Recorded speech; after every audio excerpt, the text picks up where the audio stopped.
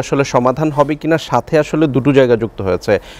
সায়ন্ত ভাই এবং ফয়জুল ভাই দুজনই বলেছে যে আসলে ভেতরে অনেকেই আছে যে আওয়ামী লীগের ব্যাপারে সায়ন্ত ভাই সরাসরি বলেছেন যে যারা আসলে আওয়ামী লীগকে পুনর্বাসনের কথা বলছিল অনেকে তাদের বিরুদ্ধে কেন এনসিপি আওয়াজ তোলেনি এবং মুশফিকই তুলেছে। সেজন্য আমি বলছি এটাই যেহেতু ওরা জানে তাহলে কোন উপদেষ্টারা করেছে, কারা তাদের বিরুদ্ধে কেন, তাদের নাম কেন আমরা জানি না, তাদের বিরুদ্ধে কেন এনসিপি আওয়াজ তোলে না।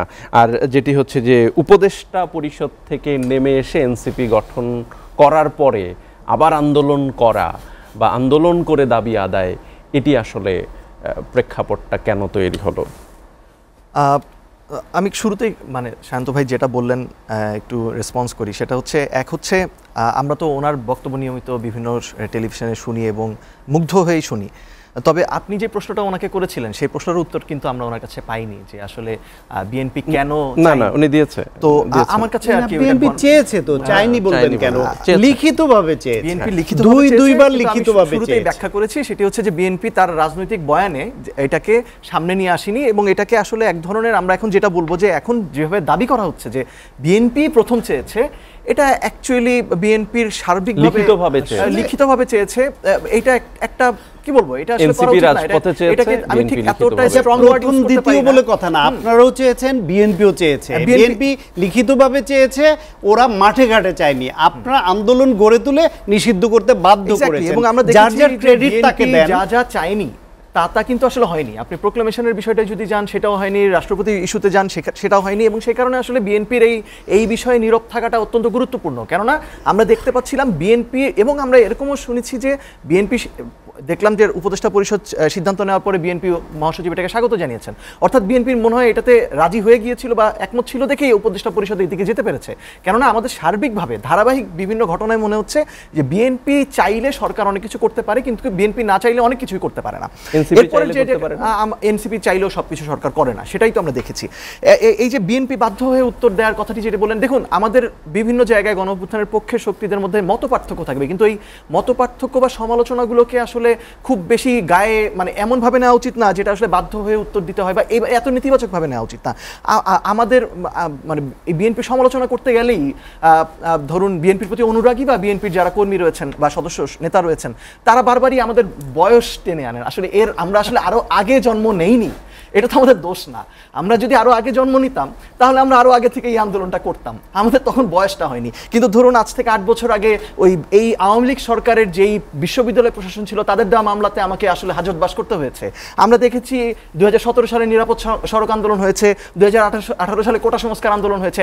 আমরা কিন্তু বারবার আওয়ামী লীগের অপরাধ বলতে গিয়ে রাজনৈতিক দলগুলোর সাথে যে কাজগুলো করেছে সেগুলো বলি, কিন্তু 2017 সাল বা 18 সালের নিরাপদ সড়ক আন্দোলন, কোটা সংস্কার আন্দোলন আমরা ভুলে যাই, কেননা এটা কোনো রাজনৈতিক দলের সাথে হয়নি, কিন্তু এটা হয়েছিল একটা জেনারেশনের সাথে।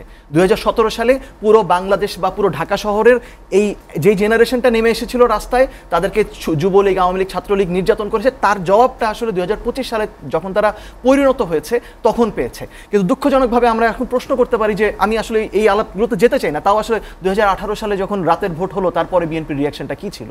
2025 সালের 24 সালের জানুয়ারিতে যেই নির্বাচনে বিএনপি যায়নি, 2018 সালে বিএনপি গিয়েছিল, এবং অনেকের এক ধরনের আলোচনা রয়েছে যে বিএনপির সাথে এক ধরনের কি আসলে আসন সংক্রান্ত কোনো ধরনের আলোচনা ছিল কিনা। ওগুলোতে যেতে চাই না, পুরনো কাসুন দিয়ে আর না ঘাটি। কিন্তু ধরুন এই যে সংবিধান ছুঁড়ে ফেলার প্রশ্নটা আসছে, কি ভঙ্গিতে আমরা উত্তরটা দিচ্ছি সেটা নিয়ে আপত্তি থাকতে পারে, কিন্তু সংবিধানটা যে আসলে রাষ্ট্র পরিচালনার ক্ষেত্রে এখন একটা অকার্যকর জিনিসে পরিণত হয়েছে, এটা যে এক ধরনের ডেমাগগ বা এক ধরনের একনায়ককে তৈরি করে এই সংবিধান, সেটা তখন প্রমাণিত। আমরা 2 দিন আগে দেখলাম যে নাগরিক কোয়ালিশন নামে সিভিল সোসাইটির বিভিন্ন ব্যক্তিরা, সেখানে বিএনপির প্রতি অনুরাগী বিভিন্ন বুদ্ধিজীবীরাও ছিলেন, তারাও বলছেন যে এই সংবিধানের একটা আমূল সংস্কার প্রয়োজন। আর আমরা বলছি এই এত কাটাছেড়া না করে নতুনভাবে আমরা লিখি না কেন? তারপরে আসে 24 থেকে 71-এর গ্লোরিফাই। আমরা এটাকে ভেহেমেন্টলি অপোজ করতে চাই। 24-কে আমরা কোনোভাবেই 71-এর চেয়ে বেশি করে গ্লোরিফাই করতে চাইনি। এটা করতে চাইতে পারে তারা যাদের আসলে 71 নিয়ে নিজেদের মধ্যে কোনো হীনমন্যতা রয়েছে, সেটা এনসিপির নেই। এনসিপি বলেছে 24 হচ্ছে 71-এরই ধারাবাহিকতা। তারপরের জায়গাটি যদি আসে যে আপনি যেটি বললেন যে আসলে সমস্যার সমাধান হলো কিনা, বা সমস্যার সমাধানের ক্ষেত্রে কি আসলে কি বলবো, একটা জিনিস হচ্ছে এখন সমস্যা সমাধানের একটা প্রেক্ষাপট তৈরি হয়েছে। আপনি এতদিন যদি আওয়ামী লীগের ব্যাপারে কোনো ধরনের ব্যবস্থা নিতেন, অনেকেই আমরা দেখেছি ডেভিড বার্গম্যানের মতো খ্যাতনামা আইনজীবী বা সাংবাদিকরাও লিখছিলেন যে এখানে তাদের গণতান্ত্রিক অধিকারকে লঙ্ঘন করা হচ্ছে। এখন আইনি একটা প্রেক্ষাপট তৈরি হলো যার মাধ্যমে এই আওয়ামী লীগের বিরুদ্ধে ব্যবস্থা নেওয়া যাবে। এর পাশাপাশি আমরা আরেকটা জিনিস গুরুত্বপূর্ণ মনে করি, সেটা হচ্ছে সরকার কিছুদিন আগেই আইন উপদেষ্টা বলেছেন একটা ট্রুথ কমিশন করা হবে। আমরা এই জিনিসটাকেও স্বাগত জানাই, কেননা আমরা মনে করি যে আওয়ামী লীগ গত 15 বছর ধরে যেভাবে কাজ করেছে সেখানে আওয়ামী লীগের বিশাল একটা এস্টাবলিশমেন্টের ভিতরে সরকারি বেসরকারি মানে সামরিক বেসামরিক আমলা রয়েছিল, ব্যবসায়ীরা ছিল, দুর্বৃত্তায়ন ছিল, কিন্তু এর পাশাপাশি অনেক ব্যক্তি ছিলেন যারা হয়তো কোনো অপরাধের সাথে যুক্ত ছিলেন না, কিন্তু তারা আওয়ামী লীগের কর্মী ছিলেন। এখন এই ট্রুথ কমিশনের মাধ্যমে এক ধরনের রিকনসিলিয়েশন পথে আমরা যেতে পারি। সেটা এখনই না, বিচারটা হয়ে গেলে আমরা তখন বলতে পারবো কারা অপরাধী কারা অপরাধী না। আমি এখন মনে করি যারা নিজেরা মনে করেন যে আওয়ামী লীগের তারা সদস্য, কিন্তু আওয়ামী লীগ জুলাই মাসে যা করেছে তা সেটাকে সমর্থন করে না, তাদের ট্রুথ কমিশন গঠন হলে সেখানে যাওয়া উচিত। তাদের এখন বলা উচিত, যেভাবে জুলাই মাসে ছাত্রলীগ বা আওয়ামী লীগের অনেক সদস্য পদত্যাগ করেছেন, তাদের ঘোষণা দিয়ে বলা উচিত যে আমরা এই আওয়ামী লীগকে ওন করতে চাই না। এটা করলেই তাদের সাথে এই একটা বিশাল জনগোষ্ঠী যারা রয়েছেন তাদের সাথে বাকিদের রিকনসিলিয়েশনের পথটা তৈরি হবে। সেটা আমি মনে করি যে সমস্যা সমাধানের একটি পথ।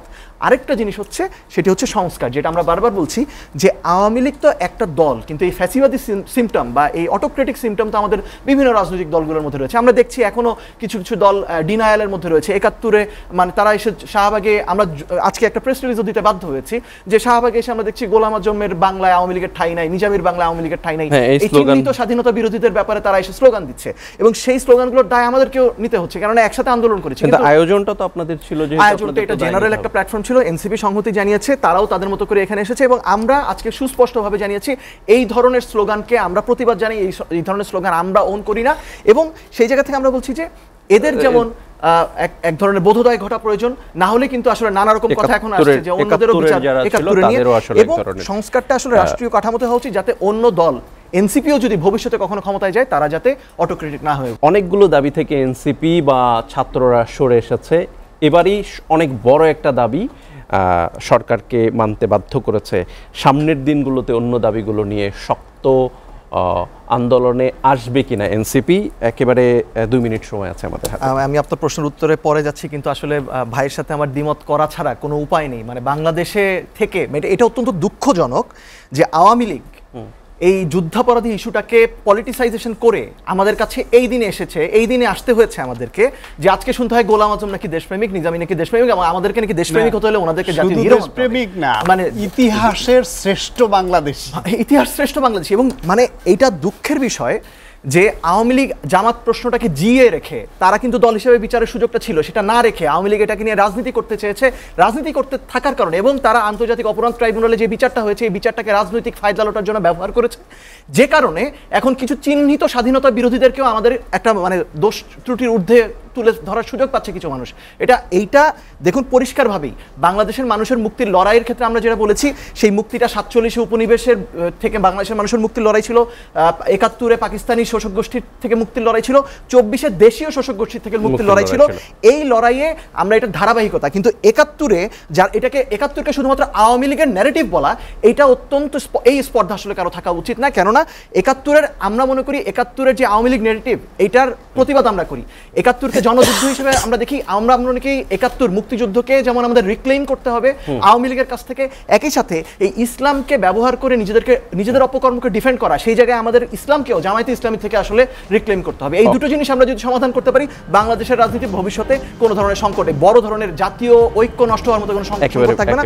জাতীয় ঐক্য পুরস্কার। 10 সেকেন্ডে শুধু জানবো যে সামনের দাবির ব্যাপারে আমরা এখন আমাদের মূল ফোকাস হচ্ছে সংস্কারে, এবং আমরা দৃশ্যমান অগ্রগতি দেখতে চাই আওয়ামী লীগের বিচারে। এই দুটো যদি ঠিকঠাক মতো না হয় তাহলে আমাদের রাজপথে নামতে হবে। আমরা আশা করি ঐক্যমত্য কমিশন একটা ফলপ্রসূ সমাধান। অসংখ্য ধন্যবাদ।